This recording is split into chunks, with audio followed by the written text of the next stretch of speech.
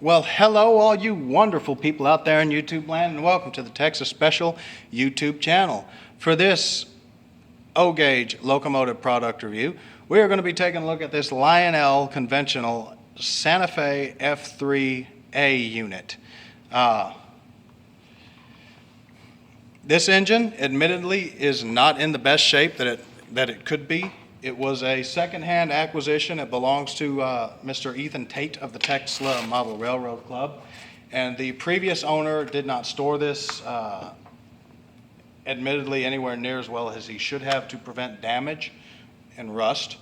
And the second owner after him was the gentleman's grandson. And when he transported it to Mr. Ethan for, disposition, it was thrown in a frickin' garbage bag with a bunch of other freight cars, so absolutely no respect given to this model as far as the storage, transport, and delivery of this engine, and I'm quite shocked that it arrived in the shape that it did.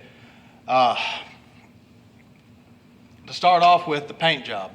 The paint job is very nicely done on this model. You even have very good paint separation here along the grills, and these are actually see-through grills. These are separately applied see-through grills. The Santa Fe lettering is nicely done. There's crisp and clear separation between the silver and the black lettering. The pinstriping of the black, yellow against the red and silver is very nice and clear separation. All of the details on the trucks, to my eye, are intact. You have these nice brake lines running to the brake cylinders. You have the access ladders to the doors, which do open. Both doors open. Are all intact. The little stabilizer bar here, the leaf springs, everything is the way it should be. You've even got the cast-on brake shoes here. Very nicely done, very detailed trucks. You have the sight glass. You have, for the fuel tank, you have the emergency shutoff valve button, and you have the filler nozzle hole here. The engine has separately applied grab irons here, here, here. And you even have the correct GM style builder's plate here on the front of the locomotive on the lower middle portion of the cab area.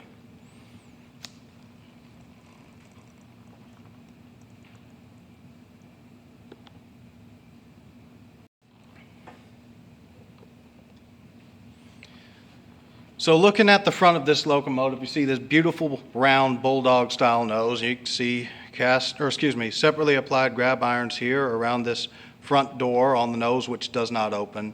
The appropriate headlight and signal light arrangement. You have the marker lights here. You have the properly offset, 45-degree offset number boards.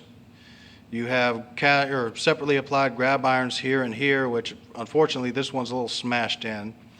You've got a separately applied, non-operational coupler cut lever here along the front of the pilot. You have this little crossover platform here on the nose, which is prototypically correct, which allows crew members to walk from the nose here into another locomotive if there is one actually coupled up. You even have the little step hole right here in the pilot.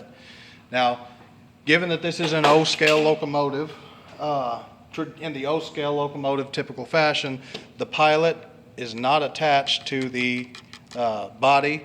It's mounted to the front of the lead truck. That allows this locomotive to navigate curvature and track tighter than it otherwise would be able to.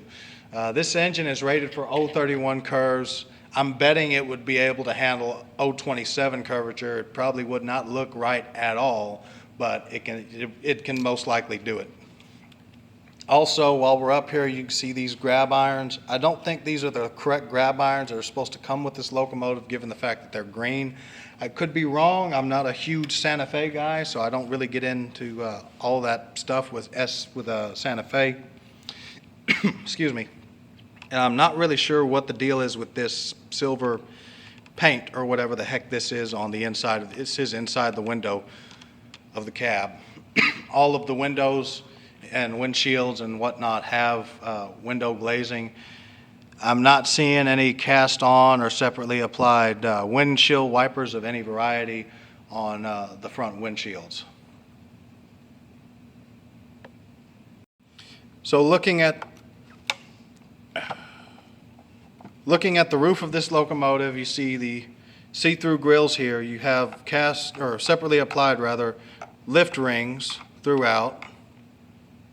This engine is supposed to have an operating smoke unit. Unfortunately, the smoke unit is inoperable, and the stack detailing is missing.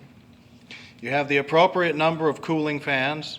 No steam generator details apparent. You have the single chime air horns that are supposed to be here facing either direction are missing.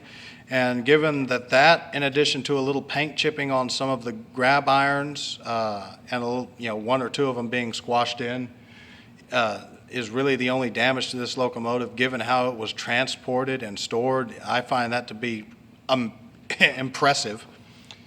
But this is what we got going on here on the roof.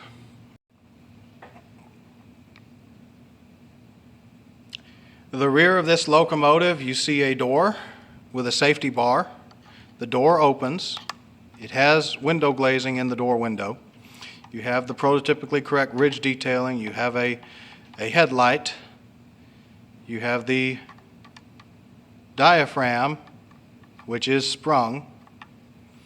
You have all of the MU connections, MU hose connections, as well as the steam line connection. These couplers on both ends of the locomotive are the thumbtack style magnetic operating couplers. There is no manual uncoupling tab on the side of the coupler body, which is what you would typically expect with these thumbtack style knuckle couplers. But if you don't have the requisite Lionel magnetic uncoupling track section or similar product to operate these trucks, these couplers with, automatically, then, a little fine point flathead, and you can get in there and pop them open.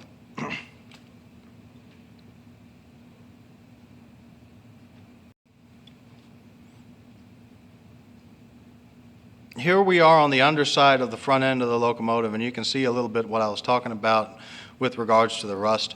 The wheels are kind of rusty, and the thumbtack little looking discs for the couplers this one is a little rusty. There's some superficial rust. The rear one is like, it's rusty. Not enough to impede operation, but it's definitely there. The contact rollers roll freely. There's 2 per truck. Right here is a switch for sound and no sound. So flipping it back toward the rear of the cab is sound off. Flipping it toward the front is sound on. You can see this big arrangement of holes that look like speakers. Well, that's what they are.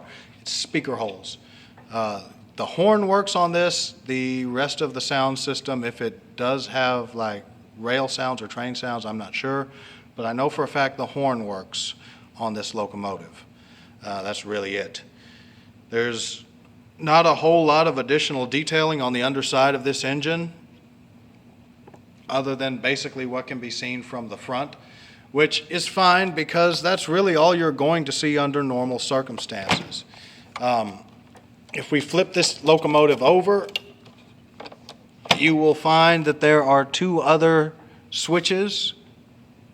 This is the E-unit locking switch.